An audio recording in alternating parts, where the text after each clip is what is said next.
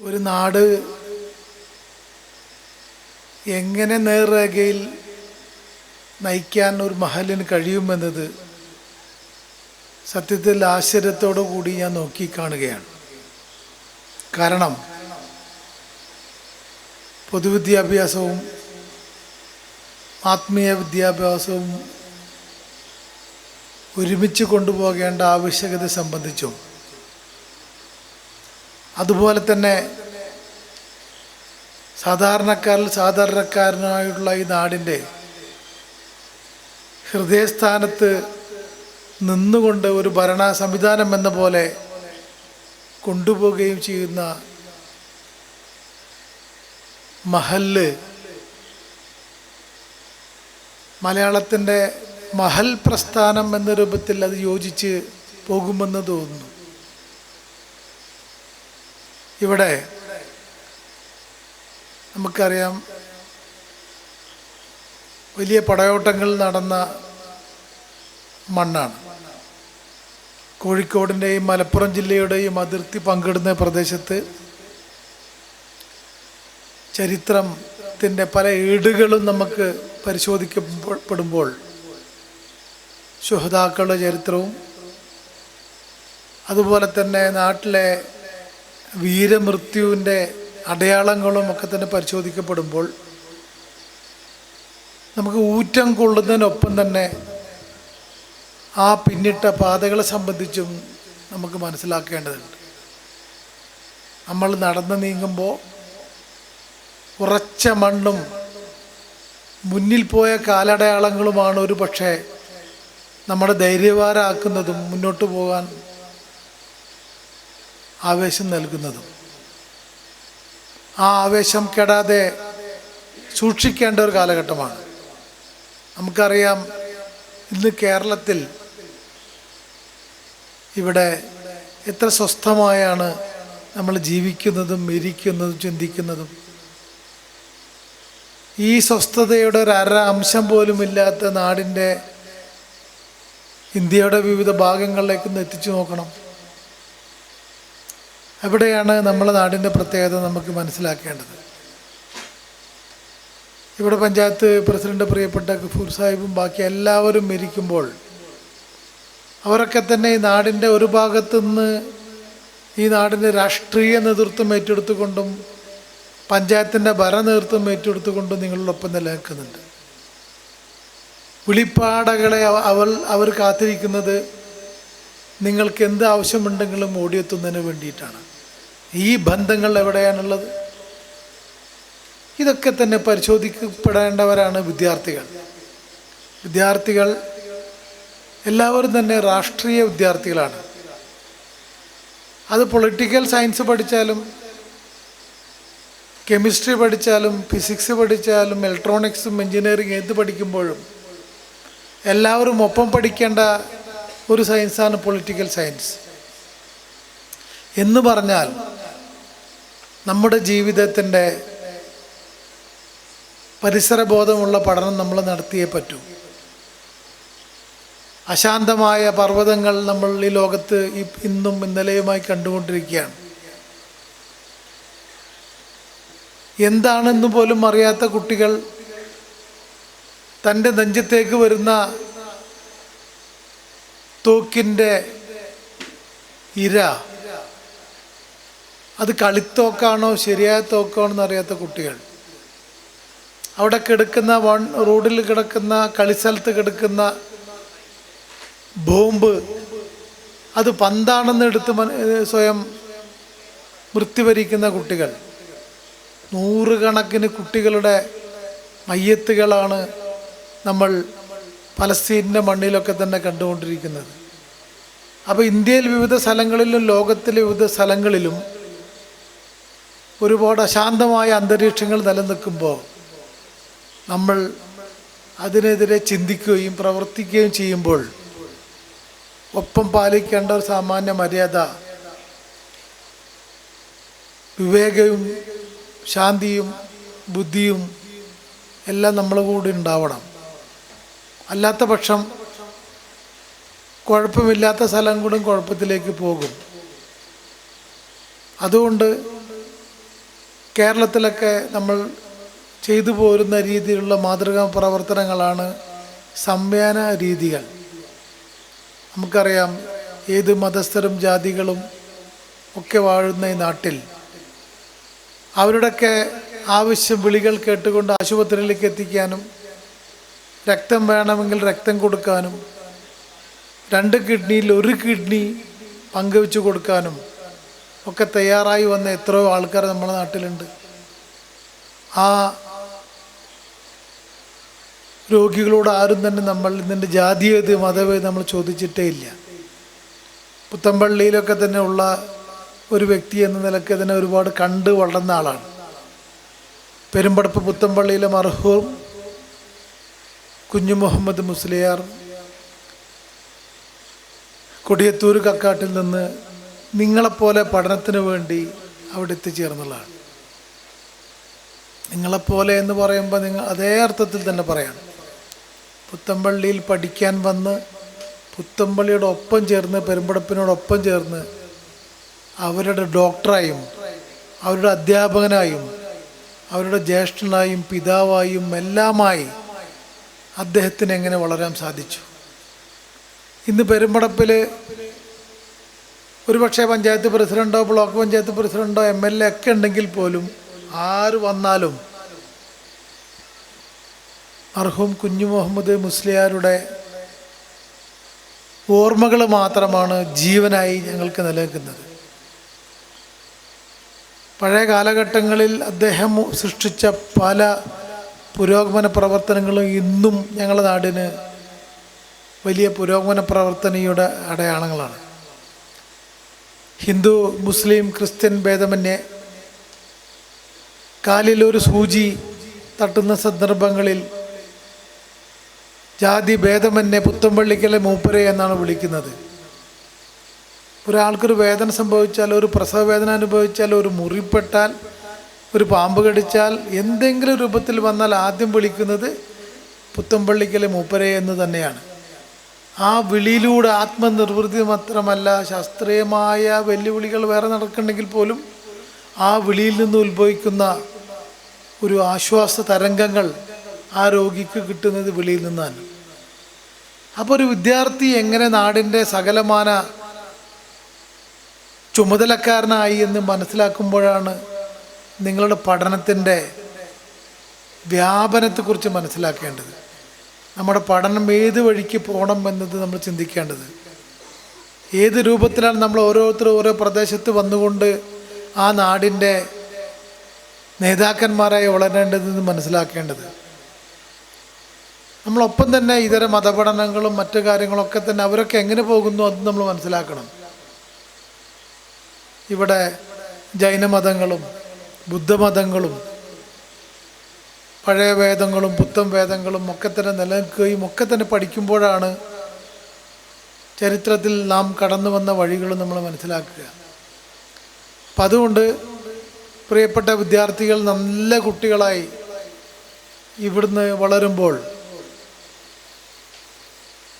ഉസ്താദ് പറഞ്ഞതുപോലെ തൊട്ടടുത്തുള്ള നാഷണൽ ഇൻസ്റ്റിറ്റ്യൂട്ടുകളും തൊട്ടടുത്ത് സ്ഥിതി ചെയ്യുന്ന മെഡിക്കൽ കോളേജുകളും ലോ കോളേജുകളും എഞ്ചിനീയറിംഗ് കോളേജുകളും ഒക്കെ തന്നെ നിങ്ങൾക്കുള്ളതാണ്. ആത്മീയ പഠനത്തിലൂടെ കൈവരിക്കുന്ന ഒരു മാനസിക ശാരീരിക ബലമുണ്ടല്ലോ, ആ ബലം നിങ്ങൾക്ക് അനായാസേന പൊതുവിദ്യാഭ്യാസത്തിൻ്റെ നേട്ടങ്ങൾ കൊയ്യാൻ സാധിക്കുമെന്ന് ഉറപ്പാണ്.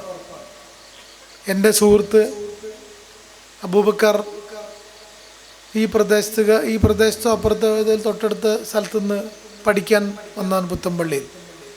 പഠിക്കുന്ന സമയത്ത് അദ്ദേഹത്തിന് വലിയ ആത്മീയ പഠന ഭാരം നിലനിൽക്കുമ്പോൾ തന്നെ ദർസിൻ്റെ അദ്ദേഹം ഇരിക്കുന്ന ആ മൂലയിൽ മാത്രം ഒരു റാന്തൽ വിളക്കോ അല്ലെങ്കിൽ ഉള്ള ചെറിയ വെട്ടമോ കത്തുന്നുണ്ടായിരിക്കും. അപ്പോൾ ഞങ്ങളൊക്കെ നാട്ടുകാരൊക്കെ പറയും, എന്താണ് മൂപ്പർക്ക് പദ്ധതി അറിയുന്നില്ല, ഒറ്റയ്ക്ക് ഇരുന്ന് എന്തോ വായിച്ചു നോക്കുന്നുണ്ട് പറയും. റിസൾട്ട് വന്ന സമയത്ത് അന്ന് പൊന്നാനി താലൂക്കിലെ ഏറ്റവും ഉയർന്ന മാർക്ക് ലഭിച്ചുകൊണ്ടാണ് അദ്ദേഹം SLC പാസ്സായത്. അങ്ങനെ ഞങ്ങൾ നാട്ടുകാരൊക്കെ തന്നെ കണ്ണിലുണ്ണിയായി അദ്ദേഹത്തെ കൊണ്ടു നടക്കുകയും പൊന്നാനി കോളേജിലേക്ക് സയൻസ് ഗ്രൂപ്പിന് വേണ്ടി അഡ്മിഷൻ എടുക്കുകയും അവിടെ പഠിക്കുകയും BSc പഠിക്കുകയും തുടർന്ന് നാഷണൽ ലെവലിലേക്കുള്ള പഠനത്തിന് വേണ്ടി അദ്ദേഹം പോകുമ്പോൾ ആ ഉറച്ച മുന്നോട്ട് പോക്കിനും ശബ്ദത്തിനും പിന്നിൽ അന്ന് പുത്തമ്പള്ളിയിലുണ്ടായിരുന്ന ദർസ് പഠനം വലിയ തോതിൽ അദ്ദേഹത്തെ സഹായിച്ചു എന്നതാണ് പറഞ്ഞു തന്നത്. അപ്പോൾ ഒരിക്കലും നിങ്ങൾ പഠിക്കുന്ന ഈ പഠനങ്ങൾ എല്ലാ അർത്ഥത്തിൽ നിങ്ങൾക്ക് ഉപകരിക്കപ്പെടുമെന്നതിൽ തർക്കമില്ല. ഇംഗ്ലീഷ്, ഹിന്ദി, മലയാളം, അറബ് ഭാഷകൾ ഒക്കെ തന്നെ ഒപ്പം പഠിക്കാൻ സാധിച്ചാൽ ഇന്ത്യയിൽ കറങ്ങാനും വിദേശത്ത് കറങ്ങാനും ജോലി ലഭിക്കാനും കഴിയും. അറബ് പഠനവും ഇംഗ്ലീഷ് പഠനവും ഒരുമിച്ച് മുന്നോട്ട് കൊണ്ടുപോയി കഴിഞ്ഞാൽ വിദേശത്ത് പല ഡിപ്പാർട്ട്മെൻറ്റിലും ജോലി ലഭിക്കുന്നൊരവസ്ഥ നമുക്ക് ഉണ്ട്. ട്രാൻസ്ലേഷൻ വിഭാഗത്തിലും അവിടുത്തെ ഇൻഫോർമേഷൻ വിഭാഗത്തിലും ഇങ്ങനെ തുടങ്ങിയ പല സ്ഥലങ്ങളിലും നല്ല ഇംഗ്ലീഷും നല്ല അറബും കൈകാര്യം ചെയ്യണമെങ്കിൽ നല്ല ജോലി സാധ്യതകളുണ്ട്. അപ്പോൾ അങ്ങനെ ജോലി സാധ്യതകൾക്ക് കൂടി സാധ്യമായ രൂപത്തിൽ നിങ്ങളുടെ പഠനത്തിനെ ശരിപ്പെടുത്തിയെടുക്കുമ്പോൾ അതിനെ ഉപയോഗപ്പെടുത്താനുള്ള ഒരു ബാധ്യത നിങ്ങൾക്കുണ്ട്. അതുകൊണ്ട് ആ രൂപത്തിൽ മുന്നേറേണ്ടതുണ്ട്. പഠിക്കണം, വളരണം, മാതൃകയാകണം. ഈ രാജ്യത്തന്നെ ഓഫീസുകളിൽ നിങ്ങളുണ്ടായിരിക്കണം. എന്തുകൊണ്ട് ജനാധിപത്യ പ്രക്രിയയിലുള്ള ഓഫീസുകളിൽ നിങ്ങൾ ഉണ്ടായിരിക്കണമെന്ന് പറയുമ്പോഴാണ് ഈ സാമൂഹ്യ നീതി അവിടെ നിർവഹിക്കപ്പെടുക. സർക്കാർ ഓഫീസുകളിലും പോലീസ് ഡിപ്പാർട്ട്മെൻറ്റുകളിലും അതുപോലെ തന്നെ വരുന്ന സകലമാന പ്രദേശങ്ങളിലും എല്ലായിടത്തും ഡോക്ടർമാരായാലും അധ്യാപകരായാലും സെക്രട്ടേറിയറ്റിലാണെങ്കിലും പഞ്ചായത്തിലാണെങ്കിൽ പോലും എല്ലായിടത്തും നിങ്ങളെപ്പോലെ ഓരോരുത്തരും ഉണ്ടായിക്കഴിഞ്ഞാൽ അഴിമതിയില്ലാത്ത, സ്വജനപക്ഷപാതമില്ലാത്ത, കർമ്മനിരതരായ ഉദ്യോഗസ്ഥന്മാരെ കിട്ടുമെന്നത് യാതൊരു തർക്കവുമില്ല. കാരണം നിങ്ങൾ മനസ്സിനെ ശുദ്ധീകരിച്ചുകൊണ്ടാണ് നിങ്ങളെ വിദ്യാഭ്യാസ പഠനം മുന്നോട്ട് കൊണ്ടുപോകുന്നത്. അപ്പോൾ അതുകൊണ്ട് തന്നെ ഒരിക്കലും നിരാശപ്പെടാതെ നിങ്ങളെ മാനസിക ബലം ഒന്നുകൂടി കൂട്ടി ഉറപ്പിച്ചുകൊണ്ട് മുന്നോട്ട് പോകുമ്പോൾ നമ്മുടെ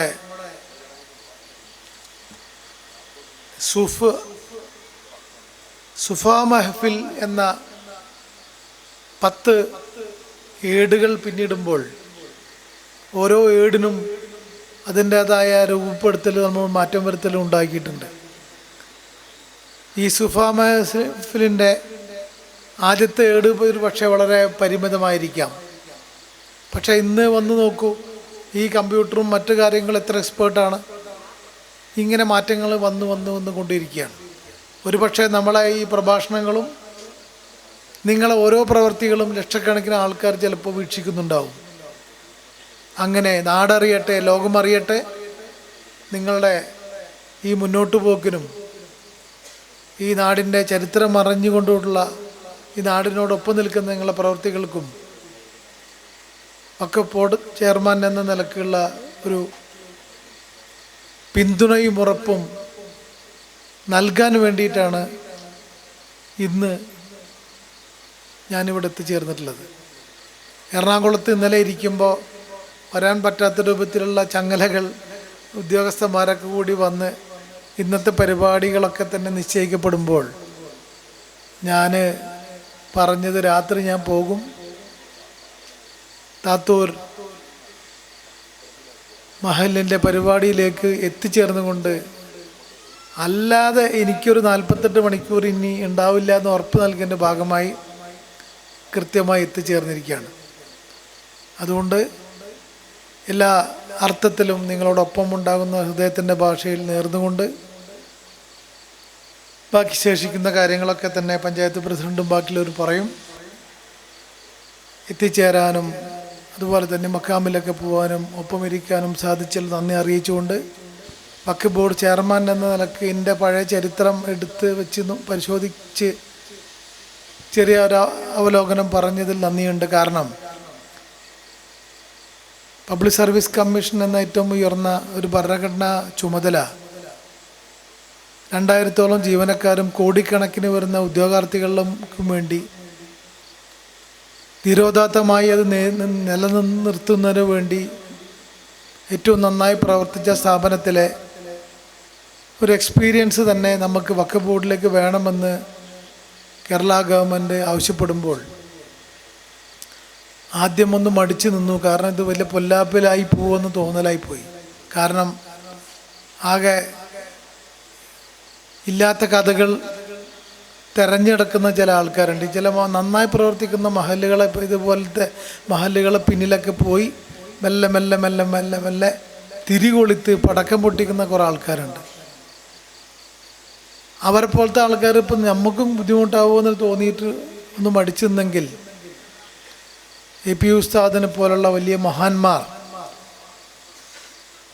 എന്നെ വിളിച്ചു പറഞ്ഞത്, അല്ലാഹു തആല ഈ സ്ഥാപനത്തിൽ അതിൻ്റെ കാർമ്മികത്വം വഹിച്ചുകൊണ്ട് നിങ്ങൾ സേവനം ആവശ്യപ്പെടാൻ തീരുമാനിച്ചിട്ടുണ്ടെങ്കിൽ ആ തീരുമാനത്തിനെ മറികടക്കുന്നത് തെറ്റാണെന്നും ആ തീരുമാനം അംഗീകരിക്കുക എന്ന് പറഞ്ഞപ്പോൾ അപ്പം തന്നെ ആ തീരുമാനം അംഗീകരിക്കുന്ന തീരുമാനം ഉണ്ടായി. അതാണ് നമ്മളെ പ്രത്യേകത. അല്ലാതെ ഞാൻ എൻ്റെ കാര്യം നോക്കി ഇനി ഹൈക്കോടതിയിലും മറ്റും പ്രാക്ടീസ് ചെയ്യാം, സുഖമായി നടക്കാം എന്നല്ല ചിന്തിച്ചത്.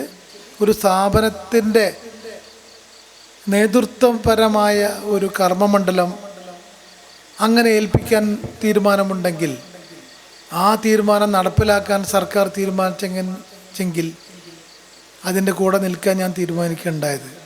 അപ്പോൾ അതുകൊണ്ട് നിങ്ങൾ ഓരോരുത്തരുടെയും പിന്തുണ നമ്മൾ വഖഫ് സ്ഥാപനങ്ങൾ മുന്നോട്ട് കൊണ്ടുപോകുന്നതിനും വഖഫിൻ്റെ ഉദ്ദേശ ലക്ഷ്യങ്ങൾ മുന്നോട്ട് കൊണ്ടുപോകുന്നതിനും വഖഫ് സ്വത്തുക്കളെ നമ്മൾ പൊതു വിദ്യാഭ്യാസ കാര്യങ്ങൾക്ക് വേണ്ടിയും ആത്മീയ വിദ്യാഭ്യാസ കാര്യങ്ങൾക്ക് വേണ്ടിയും നാടിനു വേണ്ടിയും ഒക്കെ തന്നെ ഉപയോഗിക്കുന്ന രൂപത്തിൽ വഖഫിൻ്റെ ഓരോ സ്ഥലങ്ങളും നമുക്ക് മാറ്റിയെടുക്കാൻ കഴിയണം. അപ്പോൾ ഇനി വരുന്ന കാലഘട്ടങ്ങളിൽ വഖഫ് ചെയ്ത വസ്തുക്കൾ മനുഷ്യൻ നന്ദി പറയുന്ന വസ്തുക്കളായി മാറണമെന്ന് നമുക്ക് ആഗ്രഹമുണ്ട്.